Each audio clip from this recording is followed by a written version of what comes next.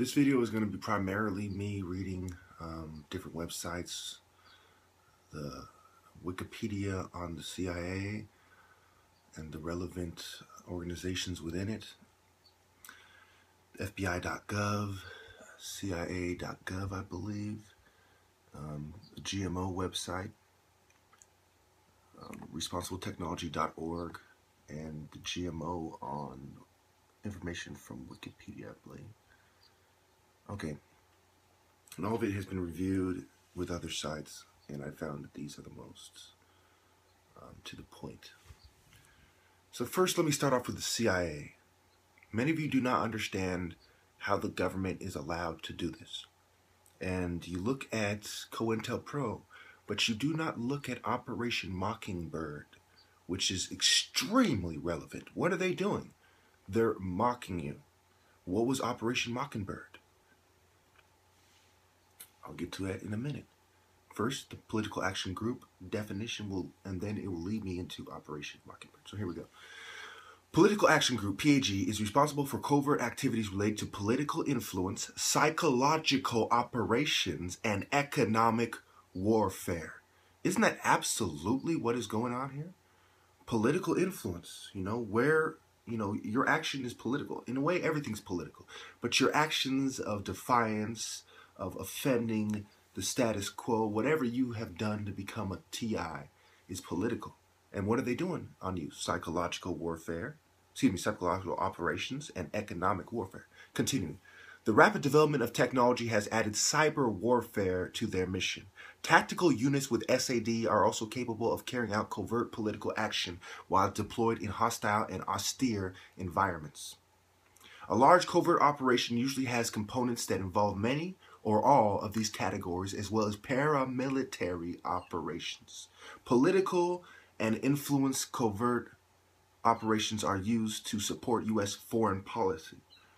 Often covert support for one element of an insurgency would be counterproductive due to the impression it would have on the local population. In such cases, covert assistance allows the U.S. to assist without damaging these elements in the process. Many of the other activities, such as propaganda, economic, and cyber, support the overall political effort.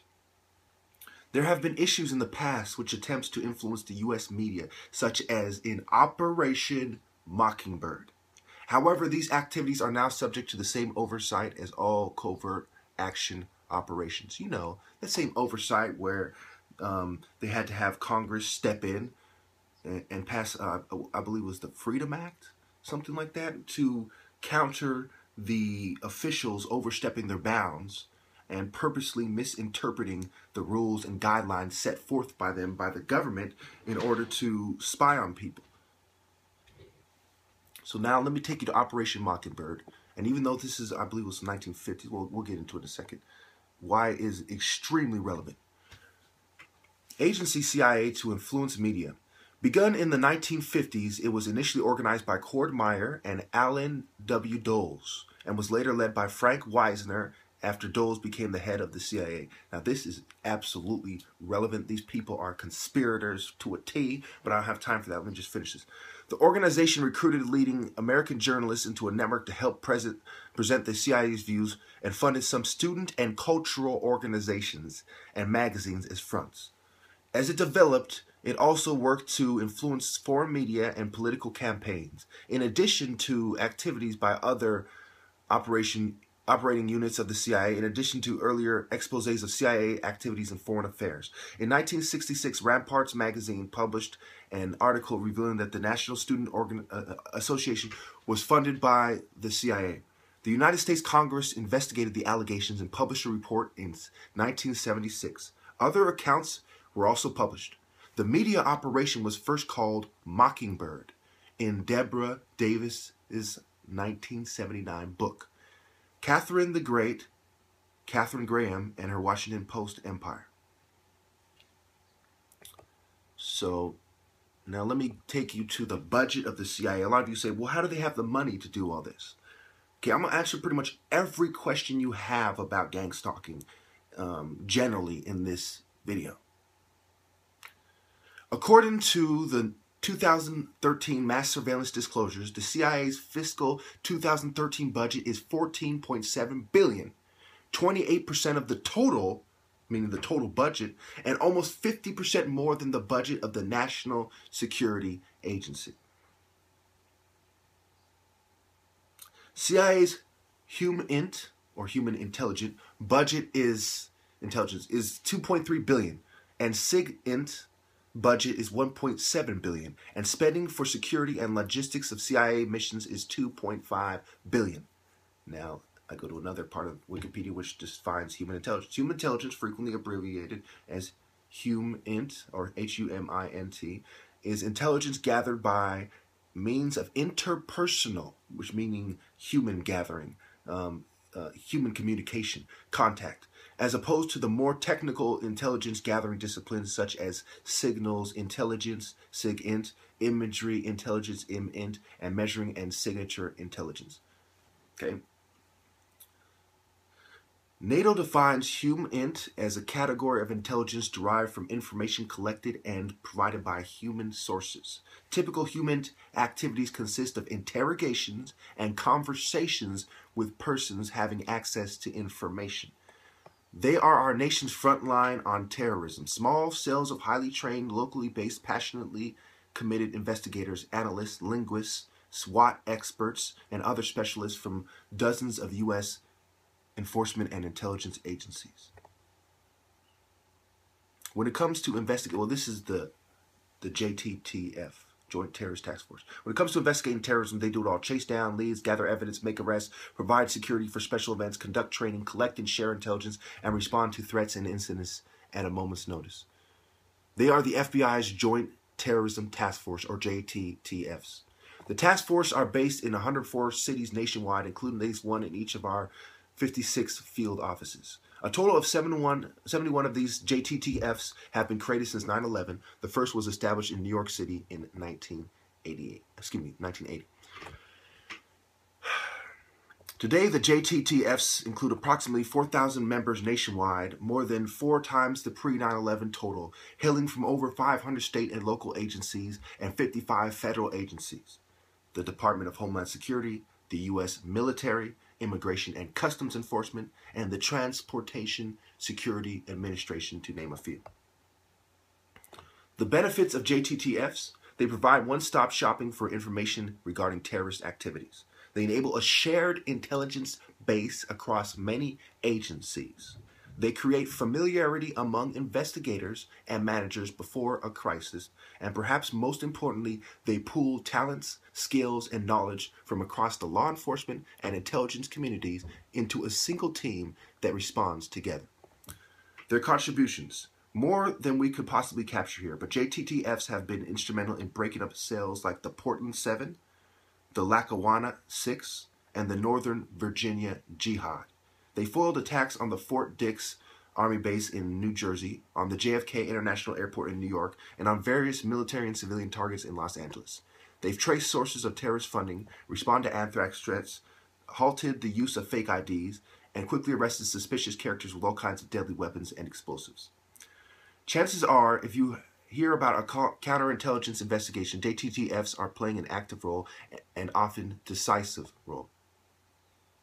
The IC provides significant operational support to deployed military forces engaged in counter-terrorism and other missions.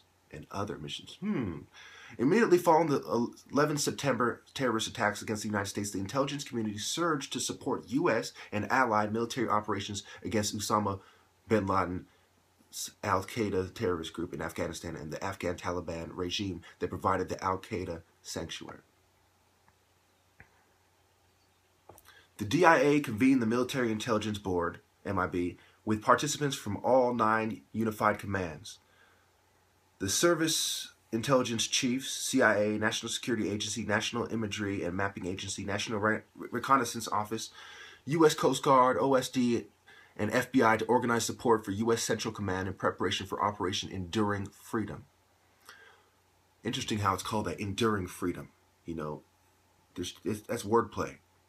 Really, they're enduring our freedom and the results of it while pretending to say, well, we're trying to make freedom endure. Very interesting Masonic wordplay, and I'm running out of time. I'm going to shoot through this, and I'm going to have to talk about GMOs and Masonry real fast. So basically, the DIA, the Counterterrorism Task Force, it talks about Afghanistan and things like this. I was going to read all this to you. Let me get to GMOs, and then let me slap you with the Masonry. Actually, let me first talk about the Masonry. We'll wrap it up with the GMOs, because it's more logical to do that way. So Masons, okay? Masons have different symbols: charity, hope, love, the philosopher's stone, the square and compass. Square your actions. Use your compass for, your moral compass. And what have you, okay? They have, there's a long list. I'm sure you can Google it. There's a long list of Masonic symbols that are commonly known. And as you get to a higher degree, they refine and get more precise with the definition of these symbols. Now, Masons believe that in intellect over superstition. They believe in searching for the commonalities between religions and trying to understand the spiritual world that way.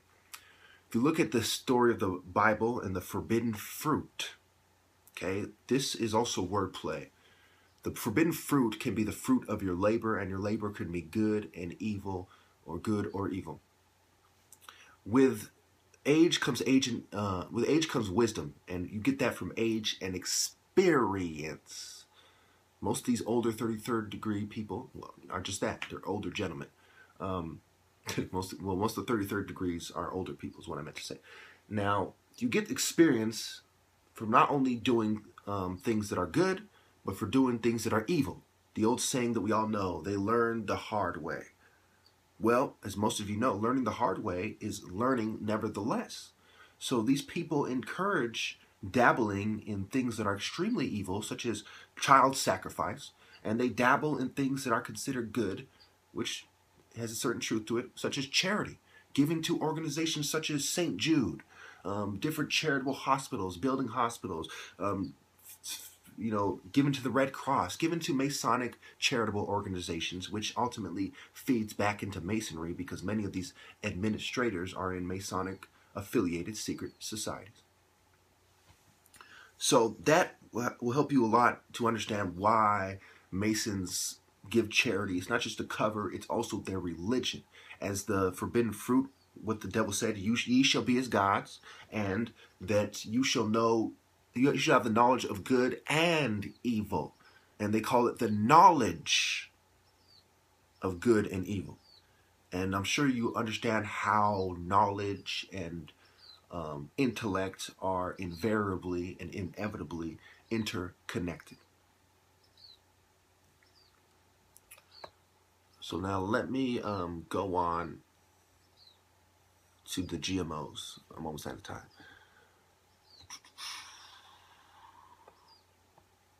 All right.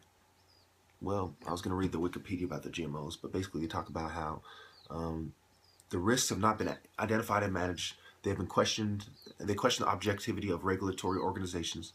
There's unanswered questions about the long-term risks and impact on humans. Concerns about contamination of the non-genetically modified food supply, and more. So this is from the website responsibletechnology.org, from the Institute for Responsible Technology. They give us 10 reasons. I don't have time to explore the reasons, but in a way they're self-explanatory. GMOs are unhealthy. Animal studies showing organ damage, gastrointestinal and immune system disorders, accelerated aging, and infertility. Remember, I talked about how they're trying to feminize, they're trying to make people effeminate, increase estrogens, and have estrogen mimickers as part of your physiology and chemical makeup, your genetic makeup, and epigenetics. Almost out of time, I got to shoot this. GMOs contaminate forever. GMOs increase herbicide use.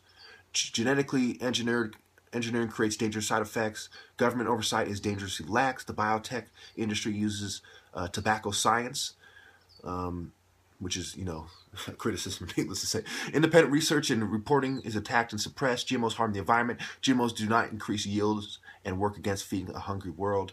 Avoiding GMOs, you contribute to to the coming tipping point of consumer rejection forcing them out of our food supply. Look up GMO cottons in India. They talk about how cotton needs more watering. It's more expensive to make these. Oh, I'm out of time. Thank you.